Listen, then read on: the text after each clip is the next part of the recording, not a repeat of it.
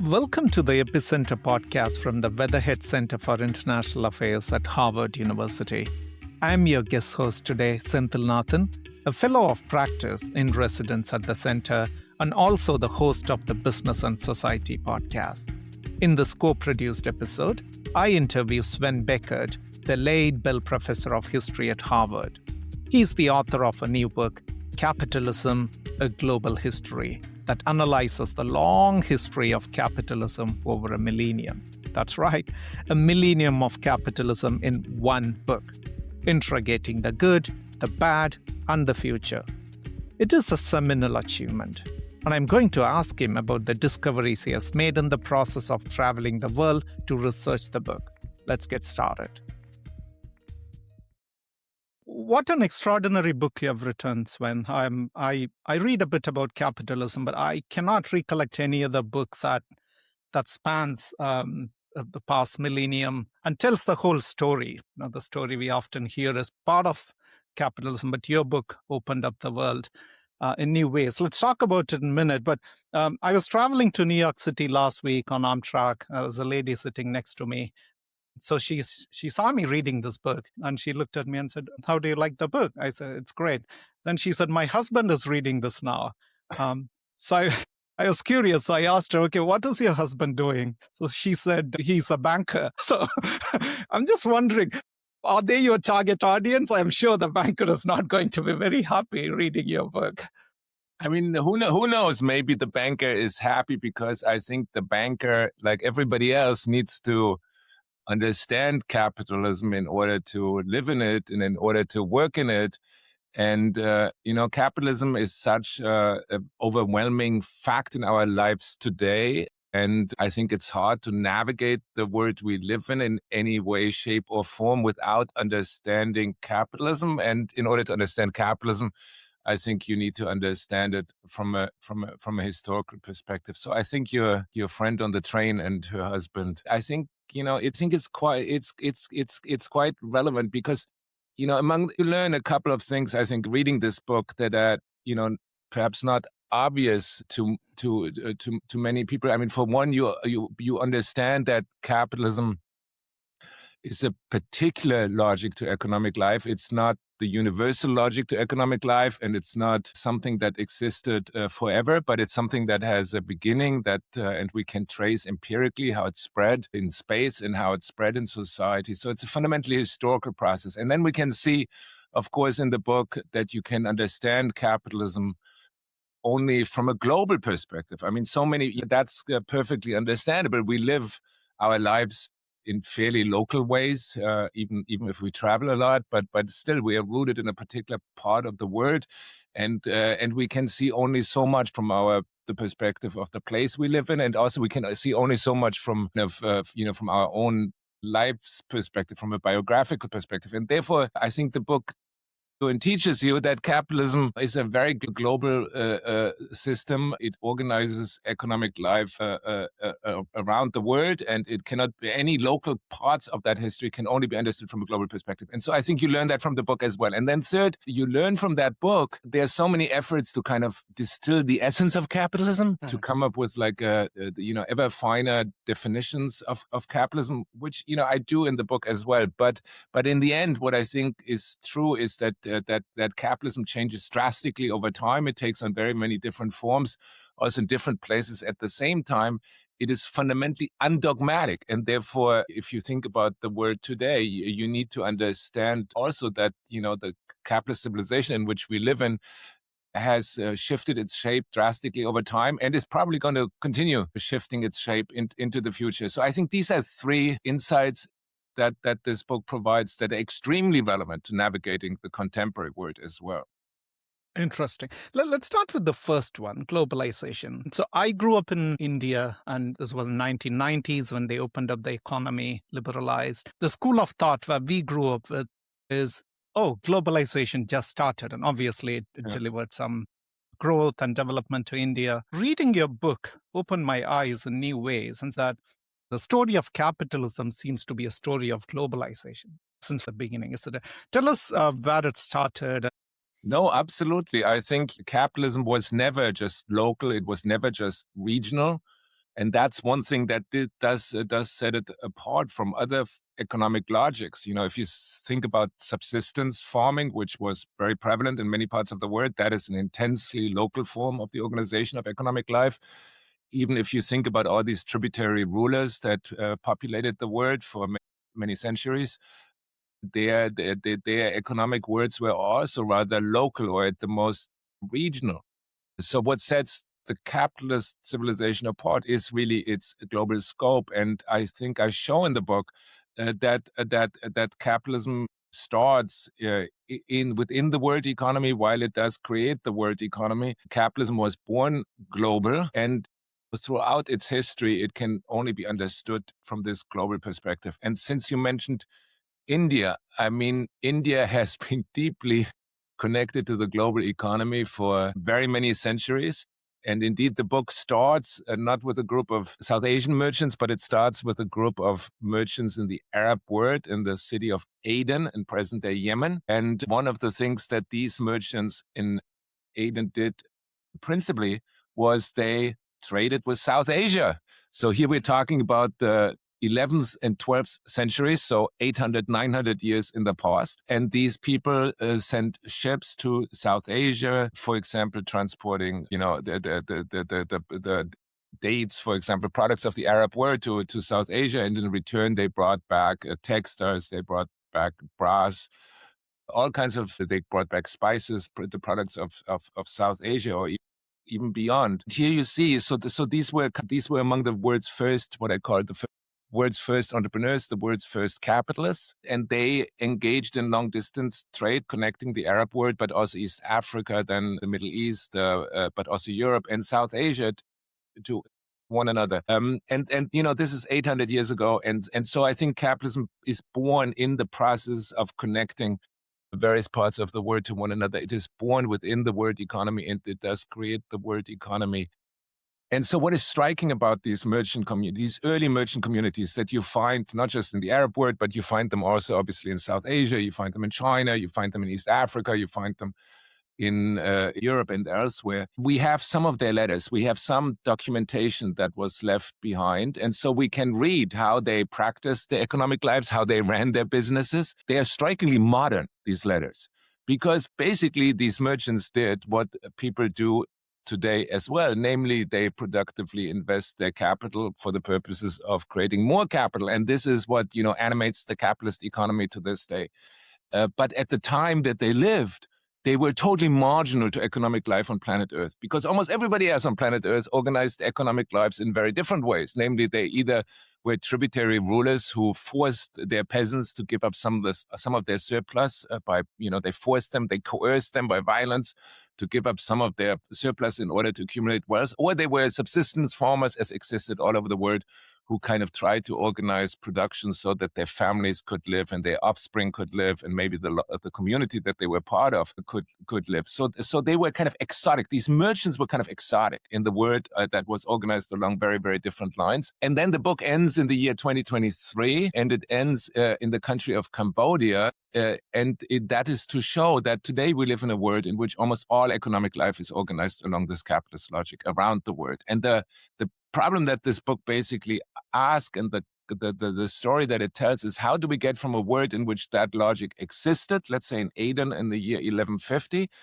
to a world such as today in the year 2023, when it structures almost all economic life on planet Earth. That is the puzzle that the book engages with, and that's what the book tries to explain. Interesting. So 800 years ago, it started between Yemen, the modern-day Yemen, and South Asia and Africa. What's happening in the West and the Americas? Yes. So these what I call these merchant communities that existed many hundreds of years ago. I call them islands of capital. They were usually long-distance merchants. They lived in cities, and they connected various cities with one another across often very, very large distances. These communities, and this is well known, existed on the European continent as well. So I'm not arguing that capitalism emerged in the city of Aden in the year 1150, by far not. It's just one example for talking about these kinds of more merchant communities, but they existed elsewhere, as we mentioned, and they also existed on the continent of Europe. And just think, of the city of Florence. You can think about the Medici. You can think about Venice. You can think about Genoa. These were other nodes of capital. These were other nodes in which long-distance merchants congregated. And they, of course, also became very consequential to the history of capitalism. So in order to understand the longer history of capitalism, we have to see that first, the logic that is capitalism, namely the productive investment of privately owned capital for the purposes of the future production of capital, that logic existed largely in the sphere of trade, and it existed in these urban places. But since the fundamental logic of capitalism is expansion and growth, these merchants, of course, try to move that logic into other spheres of life and other kinds of economic activities. And the world's most important economic activity until very recently was in agriculture and in the countryside. People, 95%, 98% of the world population engaged in agriculture and lived in the countryside for much of human history. And what these merchants then try to do is they try to invest capital in agrarian production, and they do that, for example, in China with the production of tea.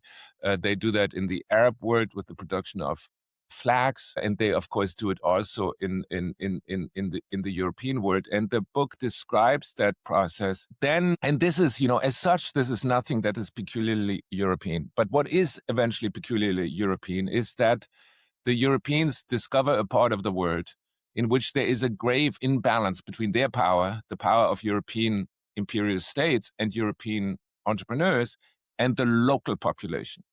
And in those parts of the world, they radically recast production in a way that is impossible for these merchant communities anywhere else in the world, including for merchant communities on the European continent itself. And this is the moment, for example, when the massive mining emerges in the Americas, and no place is more important here than Potosi in today's Bolivia.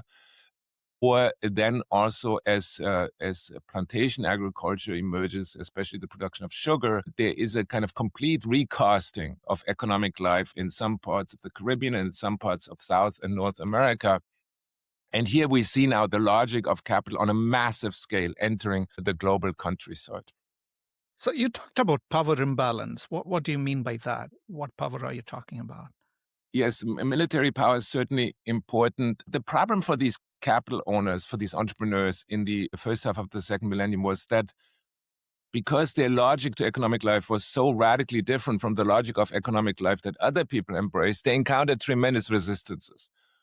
So, for example, all these feudal lords in the European countryside, they were not particularly eager to share their ability to exploit the local peasants with upstart merchants who might come from the city and might want to encourage these peasants to engage in commercial production, because the feudal lords, lived off pressing the surplus out of these peasant communities. So they resisted the spread of urban capital. And then there were all these subsistence farmers who were also resisting the spread of the logic of urban capital. And because they encountered these tremendous resistances, it was actually very difficult to recast the economic life beyond the sphere of long-distance trade. It was very difficult because local communities resisted so much.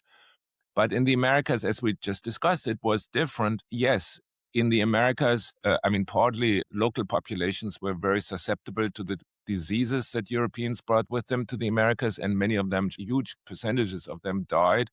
But there was also a very unbalanced military power. So in a way, Europeans could dominate these societies in ways that they couldn't even dominate their own societies, namely the societies in Europe itself.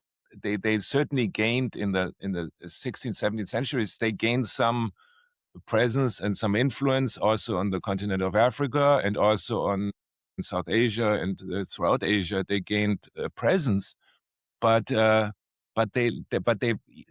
really also lacked the power to really dominate local societies. They were dependent on local capital owners, on local merchants, let's say South Asian merchants or African merchants. They interacted with them, they traded with them, but they didn't dominate these societies. That came much, much later. That came only really in the 19th century.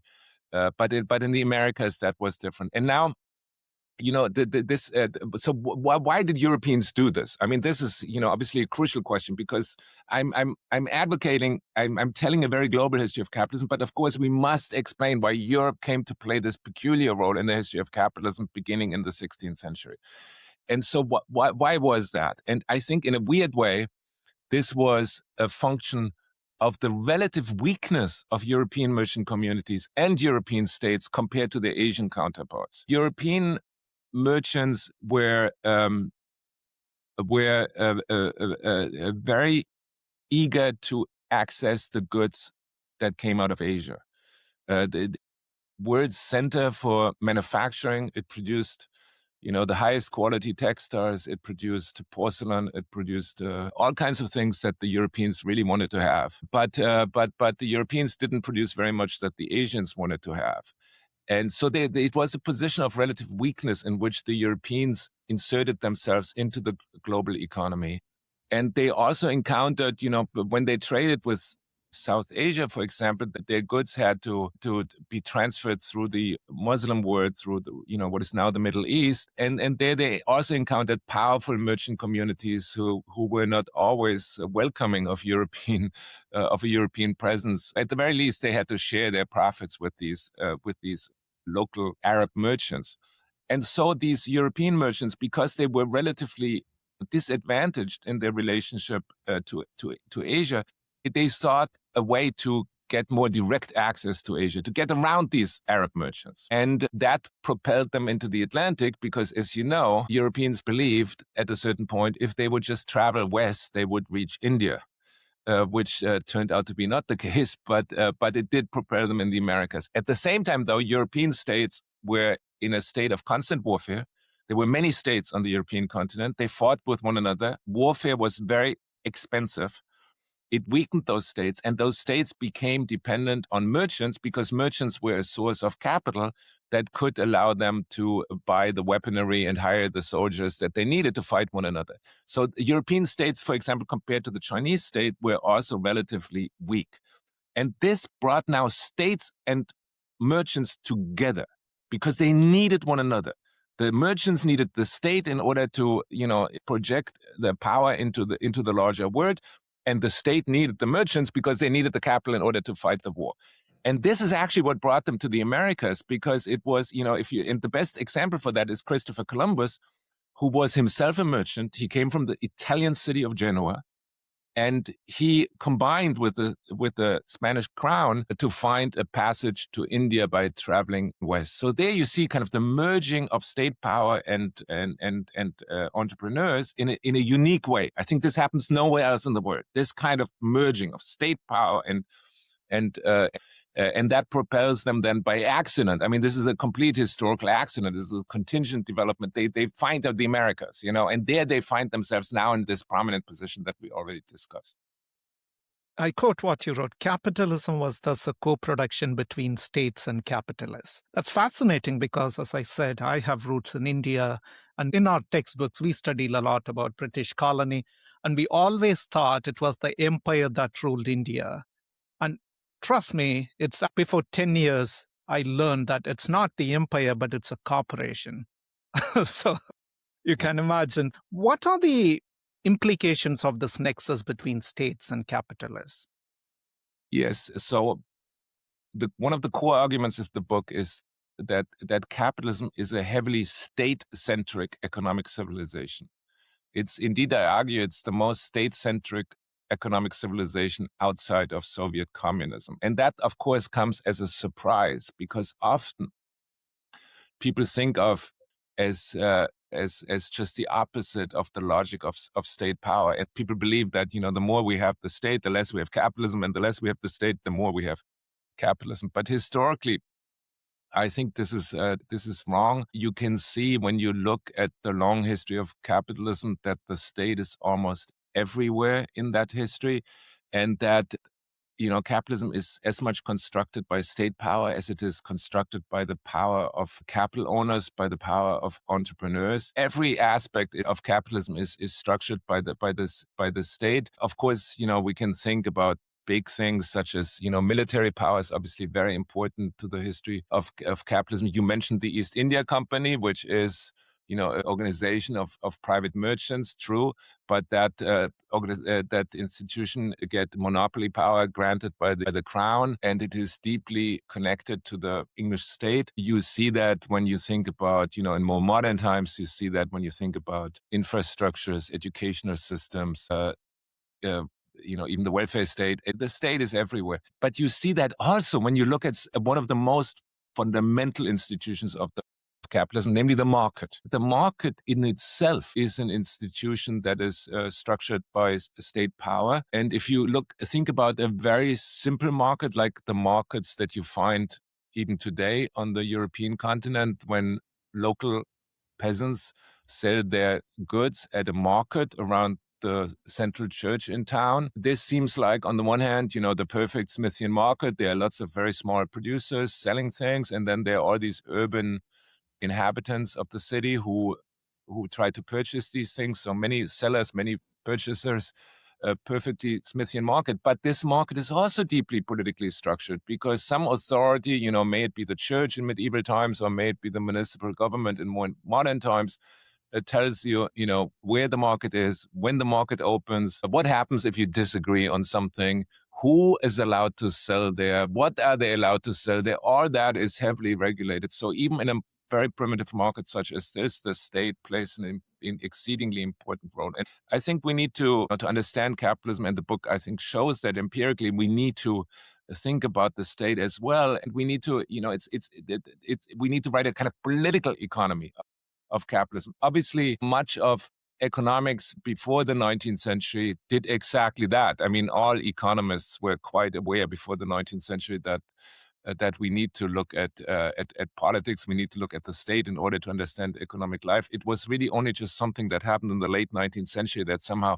the state was written out of our thinking about economic life. You talked about the countryside. I want to quote another line from your book. Capitalists emerged in cities, but capitalism was born in the countryside. That's again one of the wow moments when I read your book. So by countryside, I think, or I assume it's more about commodities, right? And as well as slavery. Let's start with commodities. Tell us a bit about commodities like cotton, indigo, sugar, and how it transformed capitalism. Yes. Just to go back to the, capitalists emerged in cities and capitalism in the countryside. I mean, we talked already about capitalists emerging in cities, right? We talked about all these islands of capital that we found all around the world. But then, as we also discussed, there was an effort to spread this logic of capitalism. And as most people lived in the countryside, it was spread into the countryside. And so there we see now the emergence of fully fledged capitalist societies for the first time. And yes, I tell that through the history of commodities, all kinds of commodities. Obviously, sugar plays a very important role in the early history of capitalism, but I also talk about tea. I talk a lot about cotton. I talk about coffee, and about the production of wheat as well. And what you can see by focusing on these commodities, you can, I think it does allow you to understand a lot about capitalism. I mean, you see how capital gets inserted into the countryside and how agrarian production becomes more commercial, becomes more oriented towards markets and not to serving the needs of local feudal lords or serving the needs of local subsistence communities. And you can then also sometimes see, so for example, in the case of cotton, you can see how this transformation of the countryside, how the commercialization of the countryside, how the production of cotton for markets in the countryside is linked then to also processes within cities. So in the case of cotton, you see on the one hand, you see, of course, that many merchant communities begin to specialize in the financing of the cotton crop. They begin to specialize in the trade in raw cotton, and that strengthens these urban nodes of capital. But in cotton in particular, and therefore cotton is just so superbly important to the history of capitalism. In cotton, you see how it is linked now to a complete rethinking of manufacturing. I mean, the cotton industry is ancient. It's probably 4,000 years old. But in the late 18th century, a couple of artisans in England developed new kinds of machinery that allowed them to produce, to spin cotton in ways that was about 100 times more productive than spinning it by hand. And this is, of course, as we know, the onset of the Industrial Revolution. So here you see how the transformation of the countryside, how agrarian capitalism also has a real significance to and impact on what I think is capitalism's most important offspring, namely the Industrial Revolution, because this is the moment when this kind of world of ever greater productivity increases, of rapid economic growth is really born in the late 18th century.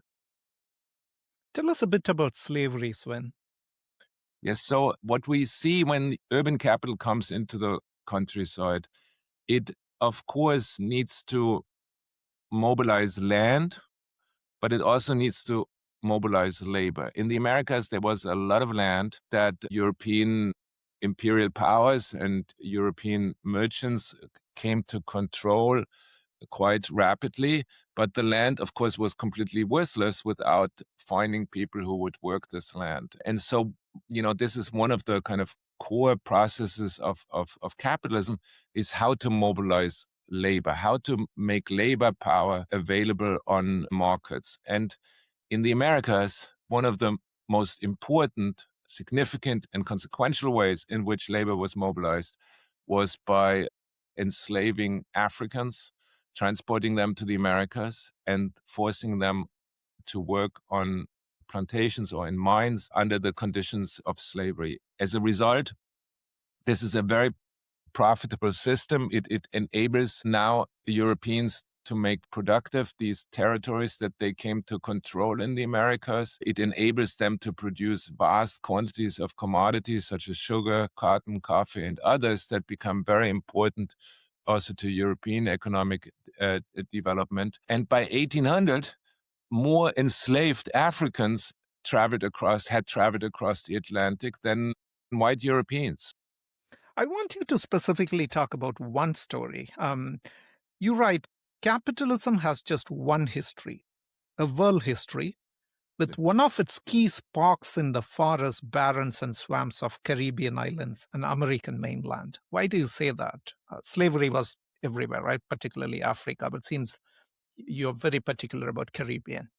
Yes, I mean, slavery, you're absolutely right. Slavery was not an invention of capitalism, just as much as wage labor was not an invention of capitalism. That already existed in Roman times as well. But what is different about plantation slavery in the Americas is, I mean, for one, the form of enslavement is somewhat different in the sense that there was really no way out of slavery for the enslaved in the Americas, and that was often slightly different in Africa. But in the Americas, and this is the only way how I'm interested in slavery in the context of the book, in the Americas, slavery becomes crucial to the insertion of capital into the countryside. It becomes crucial to making commercially useful these vast territories in the Americas and to integrate them into a global capitalist economy. And this is not the case in Africa, or I mean in Asia there was slavery as well. It's not the case in those parts of the world, or at the very least it's not the case in those parts of the world on a scale that is even remotely comparable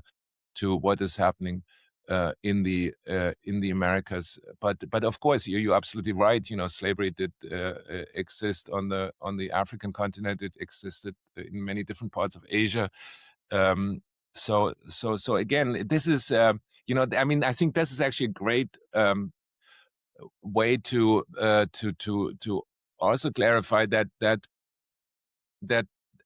capitalism is a radically new form of the organization of economic life, but it emerges from a world in which all kinds of things already existed. And of course, capitalism does connect to these existing institutions or to these existing ways, for example, of mobilizing labor. And, what are the most important systems of labor under capitalism? It's, wage labor, clearly. It's things like indentured servitude. It's tenant farming. And it's also slavery. All of these ways of organizing human labor, all of these ways of mobilizing human labor have a history that it goes back much before the advent of capitalism. But the capitalist revolution kind of connects to all of these things that already pre-existed and rearranged them and recombined them. And one of the core arguments about this in the book is that it shows that capitalism is fundamentally undogmatic. It is not rooted, for example, in just one particular way of mobilizing human labor, but it can coexist perfectly well with the whole range of different ways of mobilizing human labor. Yeah. Reading the history of capitalism, it seems like there's no one moral code. It basically just evolves and adapts to the societal Well, I think sentiment. this is also why capitalism it has such enormous staying power and such an ongoing dynamic, because it's undogmatic. Mm. There are always new ways of mobilizing labor, and it can live in a world in which there are different forms of the mobilization of labor at the same time. Just think about the cotton industry that we talked about earlier. Here we see a massive expansion of wage labor. I mean, this is like what traditionally is understood to be the labor of capitalism. But at the same time, we see a massive expansion of slave labor to grow all that cotton that feeds European factories. So this is exactly what I mean with the kind of undogmatic nature of capitalism. Mm. Well, there is this grave history of capitalism, but one cannot deny the fact that the capital and globalization brought a lot of benefits to human Yes. societies. Take my own example. My parents are smallholder farmers in a small village in southern India. And it is the liberalization policy of Indian government in the 1990s that opened markets, capital flowed in, companies opened up, which basically transformed my life from farms to study, jobs, and eventually just it led a career pathway. I'm keen to hear your thoughts. How do you see the benefits capitalism brought to human societies?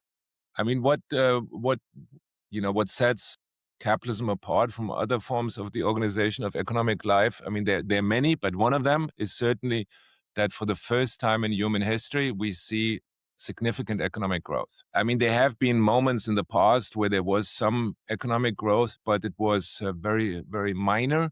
And there were often, moments of somewhat significant economic growth followed by long periods of economic stagnation. Under capitalism, that begins to change radically. We see that not only are there moments in which there is very significant economic growth, but economic growth becomes continuous. If you plot the economic output of people on planet Earth, you see, a pretty flat line for many centuries until about, 1750, and then you see a pretty radical acceleration of economic growth. So, of course, that is the precondition of everything that characterizes our modern world. And one of the reasons of why you see that kind of economic growth is that capitalism also produces, unlike, as far as I can tell, most other economic civilizations, it produces a constant technical change, accelerating technical change, which leads to significant increases in human productivity. I mean, we already talked about the cotton industry, the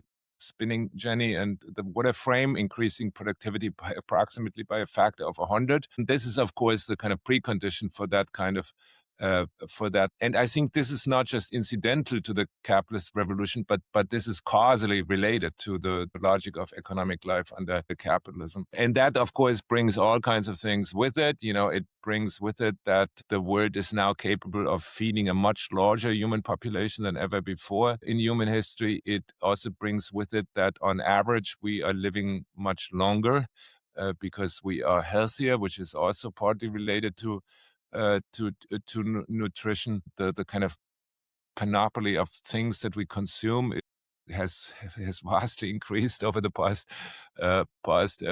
few hundred years. Of course, these are all averages, and there is still abject poverty in the world. There's still many people who are not really beneficiaries of that kind of productivity revolution. But on balance, the capitalist revolution has created everything about the world in which we live right now, and has made, the most unlikely biographies possible as well. I mean, in feudal Europe, or maybe in India in the 19th or even 20th century, you were born a peasant and you remained a peasant. Not much that there was no great likelihood that you would leave that the position of your parents behind. Of course, in capitalism, that is also not totally unknown. Many people don't leave the position they were born in behind, but there is also the possibility of the most stunning social mobility, and this is certainly related to the logic of the capitalist revolution as such. Right. So you acknowledge capitalism has also benefited societies. Now, looking back at your scholarship of capitalism, and if you want to reimagine the capitalism of future, Yeah. looking back the learnings from history, what are one or two things you would recommend that should be changed or refined? Um, look, let me just say that the book is not so much to drawing up a balance sheet about, what good capitalism do and what bad things came out of capitalism. And I don't, make that a central theme of the book, because I truly believe that what we need to do is we need to understand it. And the book is meant to help us understand how we got to the moment in which we find ourselves right now. And I leave it up to the reader to decide, how to think about this problem. But you cannot even start thinking about this problem if you don't understand what capitalism is and how it emerged historically. Um, and you were asking, what can we do better? Was that the question? That's the question. There are a lot of things we can do better, I think. That is, and in a way, looking at the long history of capitalism does help you think productively about this problem as well. Because what you see when you look at the long history of capitalism is that capitalism, changed drastically over time. We talked a lot about slavery, and slavery was really quite crucial to global capitalism, let's say in the year 1750. But of course, it was done away with. And this was partly because people, both in the centers of urban capital in Europe, but especially the enslaved themselves in the Americas, mobilized politically, socially against the institution of slavery. So change in capitalism is definitely possible, even of institutions that seem at any one given moment to be quite crucial and quite central to global capitalism. So if you think about patterns of social inequality in Europe or the United States in what was called the golden age of the 1960s and 1970s, you immediately see that the patterns of inequality at this moment are very different from the patterns of inequality in Europe and especially the United States today. So you see different kinds of inequality regimes are possible within capitalism. If you think about the distribution of economic power throughout the world, you see that, for a long time, if the world economy had a center, it was definitely more tilted towards Asia than it was towards Europe. Then the center of the global economy for a while, for 200 years or so, moved to the continent of Europe. Now it's probably returning to the continent of Asia. So again, there are all kinds of regional variations possible within this capitalism. But what I think, if you ask me what I wish for, this is kind of inconsequential. What do I wish for? It makes no great difference to the world. But what I think what we really have to focus on is how do we distribute the productivity gains within a capitalist economy. And here we see, for example, in the 1950s and 1960s, in the country like the United States, there were very significant productivity advances, actually more so than today. And they were distributed relatively broadly in American societies.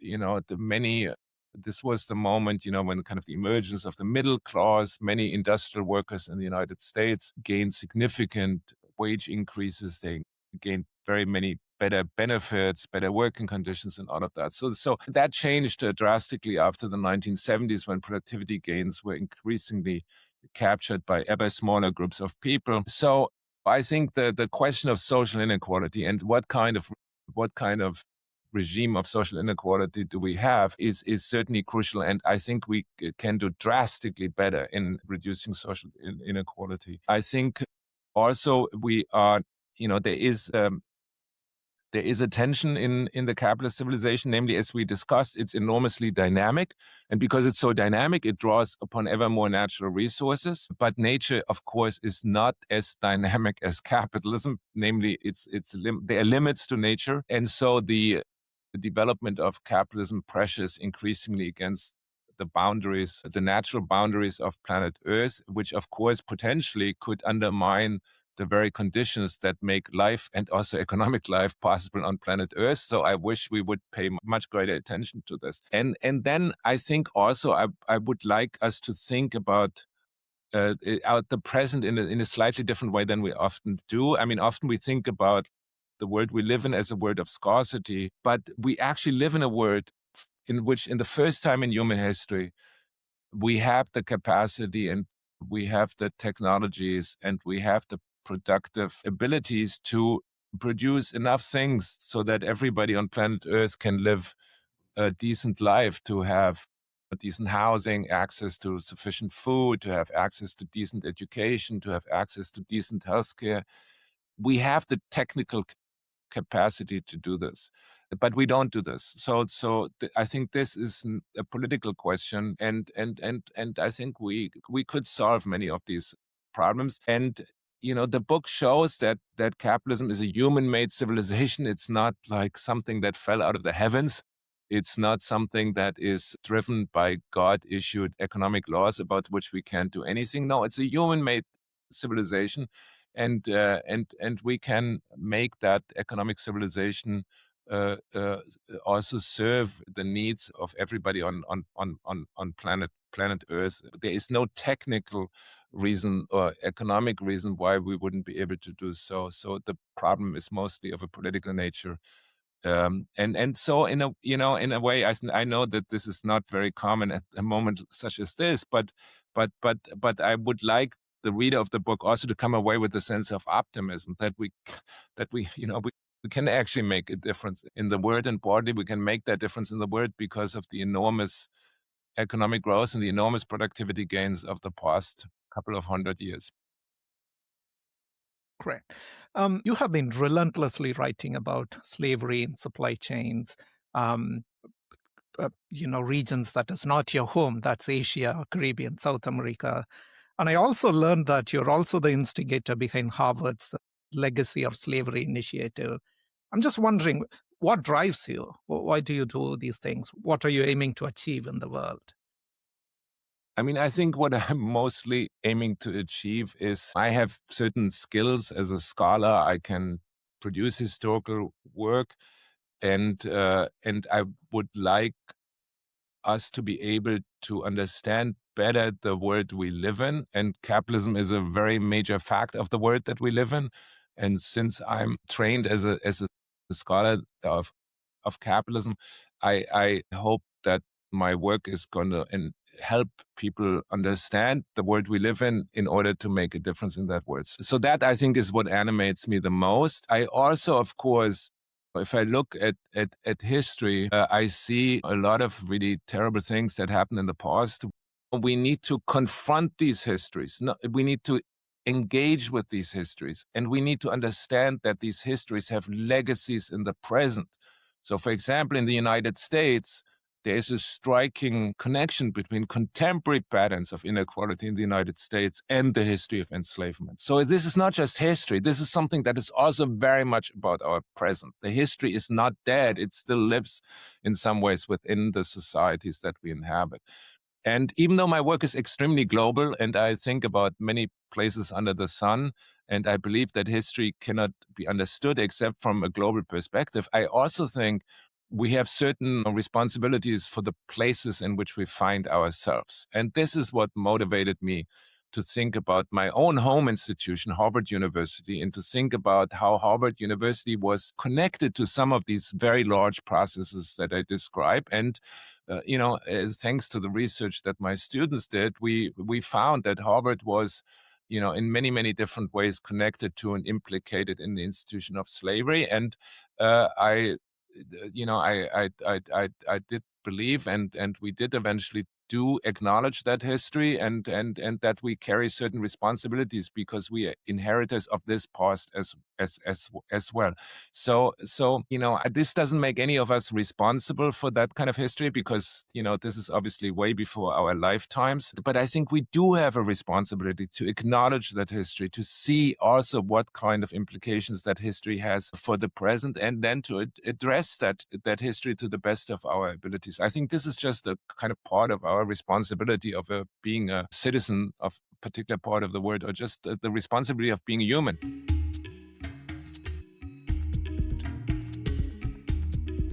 That was Sven Beckert taking us on a sweeping journey through the global history of capitalism, from its early roots to the forces shaping our world today. If there is one takeaway, it's this: capitalism is not fixed, it evolves, and understanding its past is essential to shaping more equitable and sustainable future. This is Senthil Nathan, signing off from the Weatherhead Center for International Affairs at Harvard. If you'd like to hear more thought-provoking discussions like this one, please subscribe to the Epicenter podcast on your favorite listening platform.